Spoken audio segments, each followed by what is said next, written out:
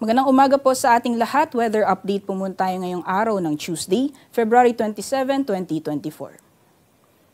Sa latest na satellite image po natin, may namamataan po tayong mga kaulapan dito sa southern portion ng Mindanao. So asahan po natin ngayong araw mataas na posibilidad na makakaranas po tayo ng mga kalat-kalat mga pagulan, pagkidlat at pagkulog sa areas ng Davao Region, pati na rin sa ilang bahagi ng Soc-Sargen.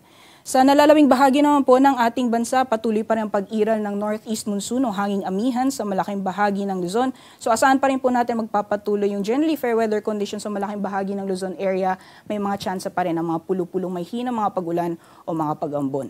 So malaking bahagi naman po ng Visayas at Mindanao. For the rest of Mindanao, mostly isolated rain showers or thunderstorms kadalasan sa hapon o sa gabi ang mararanasan. And sa ngayon po, wala naman tayong binabantayan na bagyo sa loob at labas ng ating Philippine Area of Responsibility. So inaasahan po nating lagay ng panahon ngayong araw dito sa Luzon, dulot pa na ng epekto ng northeast monsoon. Magpapatuloy pa rin yung maulap na kalangitan na may kasamang may hinang mga pag-ulan sa Cagayan Valley, Aurora at Quezon area.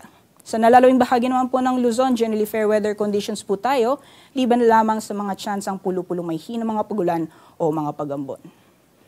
Agwat po ng temperatura sa Tagaytay ngayong araw maglalaro mula 21 to 29 degrees Celsius, 22 to 32 para sa Metro Manila.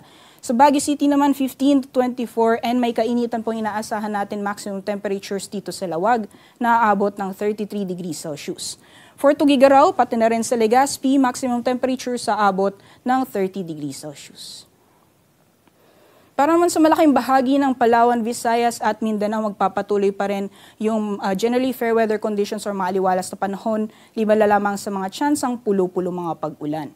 Samantalang gaya po ng nakita sa satellite image kanina sa Davao Region, asahan po natin ngayong araw yung maghapon ng mga kalat-kalat mga pagulan, pagkidlat at pagkulog. So pinag-iingat po yung ating mga kababayan dyan dahil sa mga posibilidad ng pagbaha o landslides dulot ng maghapon ng mga pagulan. Agwat po ng temperatura sa Kalayaan Islands, maglalaro mula 26 to 31 degrees Celsius, 25 to 32 naman para sa Puerto Princesa. Maximum temperature sa Iloilo, Cebu at Cagayan de Oro aabot ng 30 degrees Celsius. May kainitan din po inaasahan ngayong araw sa Tacloban at sa Davao aabot ng 33 degrees Celsius maximum temperatures. And mainit din po inaasahan natin ngayong araw sa Zamboanga, maximum temperature sa abot ng 34 degrees Celsius. Sa kalagayan po ng ating karagatan, wala po tayong gale warning na nakataas sa anumang baybayin ng ating bansa. Iba yung pag-iingat lamang sa mga planong pumalaot sa hilaga at silangang baybayin ng ating kapuluan dahil nasa moderate to rough or katamtaman hanggang sa maalon na karagatan ang mararanasan. Para naman po sa magiging lagay ng panahon hanggang sa darating na Friday, so makikita po natin for Metro Manila, Baguio City, and Legazpi City. Generally, fair weather pa rin po mararanasan hanggang matapos ang buwan. May mga tsansa lamang ng mga pulo-pulong mga pag-ulan. Agwat po ng temperatura inaasahan natin para sa piling syudad, aabot ng 23 to 33 degrees Celsius. Gayon din sa Visayas o mga piling syudad dito sa Visayas dahil wala naman po tayong inaasahan na magdadala ng malawakang pag-ulan sa mga susunod na araw hanggang sa darating na Biyernes para sa Metro Cebu, Iloilo at Tacloban. Fair weather conditions pa rin po tayo. May mga tsansa pa rin ng mga pulo-pulong mga pag-ulan, pagkidlat at pagkulog. Agwat po ng temperatura for Metro Cebu, Iloilo at Tacloban hanggang sa darating na Friday, maglalaro mula 24 to 32 degrees Celsius.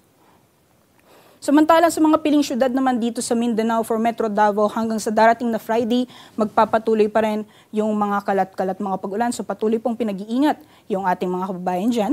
Samantalang sa Cagayan de Oro and Zamboanga, fair weather conditions or mas matsansa po ng mga isolated rain showers or thunderstorms sa hapon o sa gabi ang mararanasan.